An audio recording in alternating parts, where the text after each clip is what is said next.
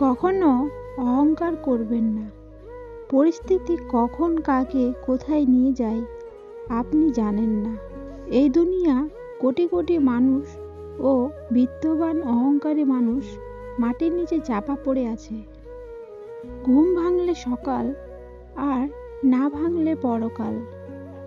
কিছু কিছু মেয়েরা এতটা অসহায় হয় যে তারা না পায় বাপের বাড়িতে শান্তি, না পায় স্বামীর বাড়িতে শান্তি।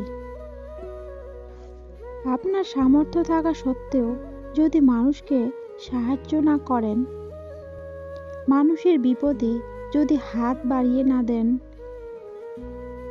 তাহলে একটা সময় আফসোস করবেন। তাই সাধ্য ও সুযোগ থাকলে মানুষের পাশে দাঁড়ান, মানুষকে সহযোগিতার হাত বাড়িয়ে দিন।